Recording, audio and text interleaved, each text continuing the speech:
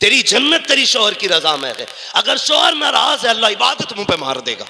शोहर को राजी करके जा, फिर देख अल्लाह कब्र को जन्नत की क्यारी बना डालेगा, क्यारी बना डालेगा।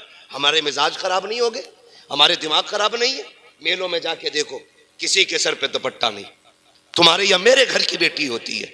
तमाशों में जाके देखो कव्वालियां हो रही हैं, चादरें चल रही हैं, किसी के सर पे दुपट्टा नहीं है। ओ मेरी बेटी, इस्लाम दुपट्टे उतारने नहीं आया था, इस्लाम नंगे सरों पे चादरें डालने के लिए आया था। मेरी बहन, अगर तेरे सर से दुपट्टा उतरने लगे ना तो कुछ याद न करना, मदीने वाले का एहसान याद कर लेना।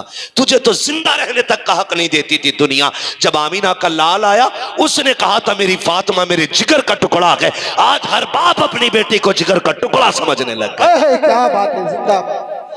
तुझे तो इज्जत ही तब मिली है जब मेरे नबी ने आके इज्जत दी है। मेरी बहन, अगर चादर उतरने लगे ना तो अपनी चादर बाद में उतारना। अली की ज़ैनब की चादर याद करना, नबी की फातिमा की चादर याद करना। ज़ैनब और फातिमा तो बड़ी जात है, खुदा की कसम हुसैन की सकीना का पर्दे का जवाब नहीं मिलता है। हुसैन की सकीना के पर्दे का जवाब नहीं मिलता। मेरी बहन, मेरी बेटी, करबला में देखो सिर्फ प्याज का मंजर नहीं, सिर्फ भूख का मंजर नहीं, सिर्फ कटे सर नहीं थे, सिर्फ उधड़ी लाशें नहीं थी। खुदा की कसम उन कैदियों ने शरीयत का मतलब समझा दिया था, उन प्यासे कैदियों ने दीन का मतलब बताया था। सैयदा सकीना जब यजीद के दरबार में थी और गले में फंदा पड़ा हुआ था, खुदा की कसम जानते हो, और यजीद ने पूछा था ये बच्ची कौन है, तो इमाम ज़ैनुल आबिदीन बोले थे, कहा तुझसे नहीं पूछना, इस बच्ची से पूछना है। तो सितम देखिएगा यार, गले का फंदा इतना सख्त था कि आवाज नहीं निकलती थी। उसके बाद फंदा ढीला करने की बारी आई। हजरत ज़ैनुल आबिदीन ने कहा था अगर तुम्हें सकीना की बात सुननी है इसके गले का फंदा ढीला करो।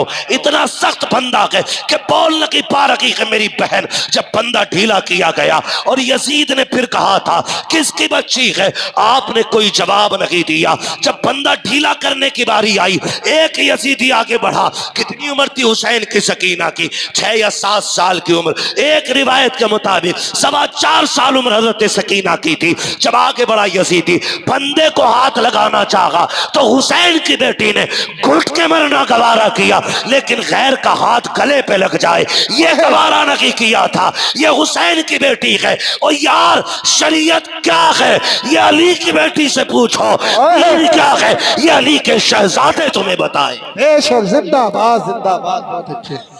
हमने क्या समझा दीन, क्या समझा दीन को? आखिरत की कोई फिक्र ही नहीं है, कोई डर ही नहीं है। बेटी को रुखसत कर रहा तो सीधा कह रहा डरिए मत, देख लेंगे देख लेंगे। तेरे जैसे बेवकूफ ने कितनी बेटियों के घरों में आग लगा दी। आज जो तलाक कसरत से हो रही है इसके जिम्मेदार लड़की के माँ बाप ज्यादा होते हैं। क्या बात, बुरा मत बात, ये कड़वी सच्चाई बता रहा हूं। मियां बीवी में झगड़ा तो होता ही रहता है, नहीं होता? बोलो, होता है। बूढ़ों की कहावत सुनिए, एक जगह बर्तन होते हैं तो फिर खड़कते ही हैं। होगी कि नहीं? एक जगह बर्तन होंगे तो आवाज होगी कि नहीं? होती है नाराजी। लेकिन औरत की सबसे बड़ी कमी यह है, जरा सी बात हो जाए टुनटुना उठाया, अब्बा आज ये किया है। अभी मतलब शोहर की बात पूरी मुंह से नहीं निकली है, फोन पहले लगा दे। इतनी 420 लड़कियां हो गई हैं कुछ तो कि बताती नहीं, फोन लगा के ऐसी रख के लड़ती रहे। Live telecast. अब जाके पूछा तुमसे किसने बताया? कि कसम से किसी ने भी ना बताया। वली तो तुम हो नहीं सकते, बताया किसी ने भी नहीं। तो पता ये चलता कि फोन लगा के बैठ गई थी और धड़ाधड़ लड़ाई चल रही थी।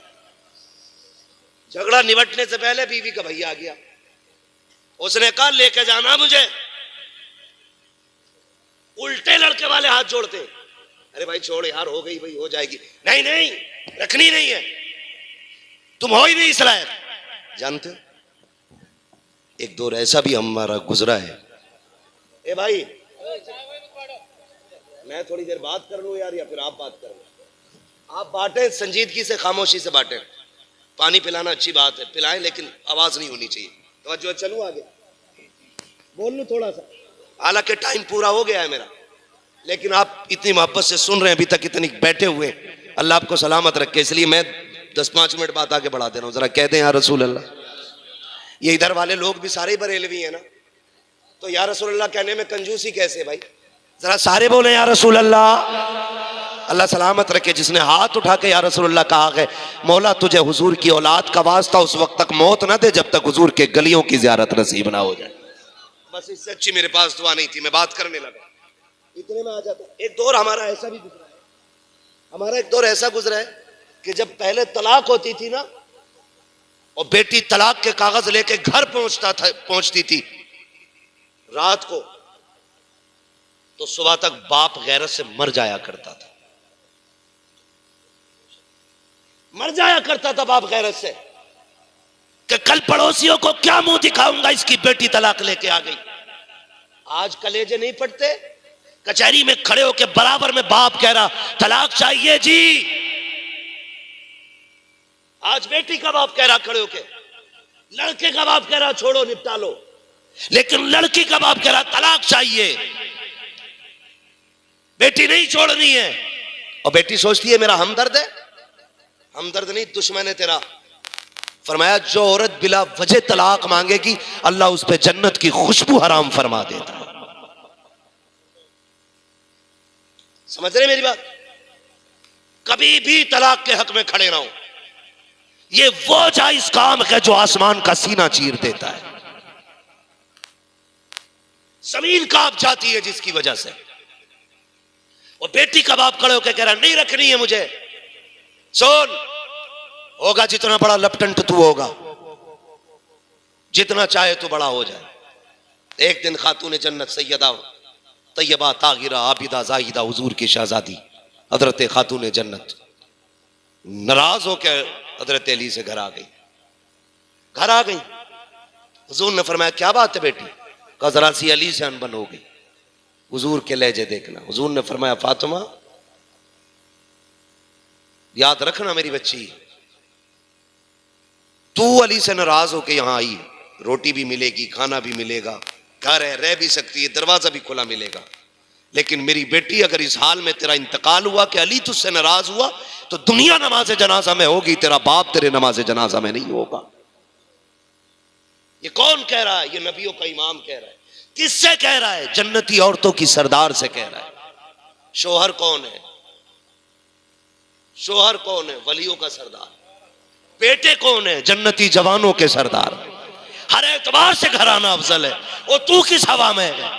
यूं ही बच जाएगा तू?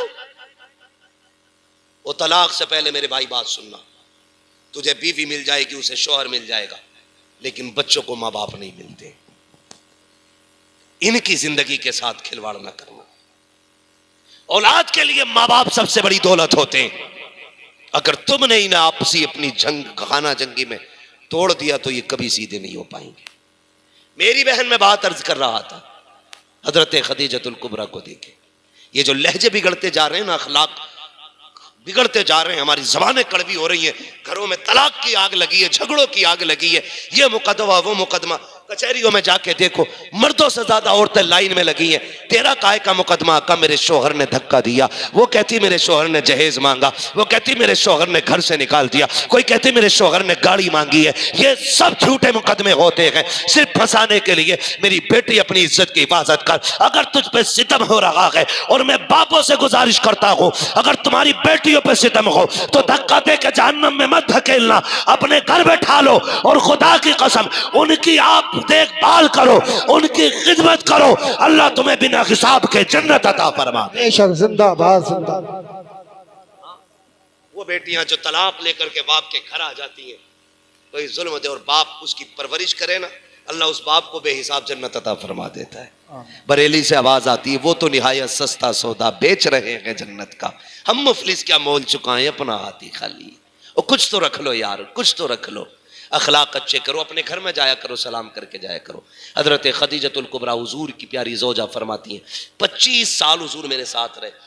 कहते हैं मुझे याद नहीं है कि कभी हुजूर बिना सलाम के अंदर आ गए हो। 25 साल हुजूर रहे साथ। कहते जब भी हुजूर घर में आते, हजरत खदीजतुल कुबरा कहती मुझे सलाम करने का मौका ही नहीं देते, हुजूर मुझसे पहले सलाम कर दिया करते थे। बेशक सुभान अल्लाह। एक दिन हुजूर तबलीग करके आए, और आका करीम के जहन से ये बात निकल गई कि आपने सलाम नहीं किया। हजरत खदीजतुल कुबरा आगे बढ़ी, कहती हुजूर खैर तो है। हुजूर ने फरमाया क्यों? आका आज आप आए सलाम नहीं किया। हुजूर फरमाते हैं अच्छा रुको। खदीजतुल कुबरा कहती हुजूर ने कहा अच्छा रुको, ये कह के आकर आका बाहर तशरीफ ले गए। फिर घर में आए, पहले आका करीम ने आके सलाम किया। आका जाके वापस आ रहे हैं, ये कौन है? ये वो है जो महराज में चले ना तो सारे नबी मस्जिद अक्सा में सफ बना कर इंतजार कर रह गए थे। जो सवारी पे बैठे तो जिब्रील नकेल पकड़ के चले। ये वो है जो अर्शों पे पहुंचे तो फरिश्ते पीछे खड़े होने की तमन्ना करें। चांद कहता महबूब के तलवों का बोसा दिला, वो जाके आ रहे हैं। और भाई हुजूर ने बताया घर कैसे चला करते। अल्लाह तौफीक दे तो घर ऐसे ही चला लो। आप जब भी घर में दाखिल हो सलाम करें। और अगर गरीबी है, मुफलिसी है, तंगदस्ती है, बेरोजगारी है, फरमाया गया घर में दाखिल होते ही पहले सलाम करो और पहले 3 मरतबा कुल वल्लाह शरीफ पढ़ो। फरमाया जो ये अमल करेगा अल्लाह कभी उसको मुफलिस नहीं रखेगा, बेहिसाब अल्लाह बरकत अता फरमाएगा। आपको ये अमल करना है, करेंगे इंशाअल्लाह, करेंगे सारे लोग इंशाअल्लाह। बच्चों को दुरूद का आदी बनाएं, आप भी दुरूद पढ़ने के आदी बने, अल्लाह और उसके रसूल से मोहब्बत करें। नौजवानों बस इतना अमल हमें करना आज के बाद से, सोने से पहले कम से कम 10 बार हुजूर पे दुरूद पढ़ेंगे इंशाअल्लाह, पढ़ेंगे इंशाअल्लाह।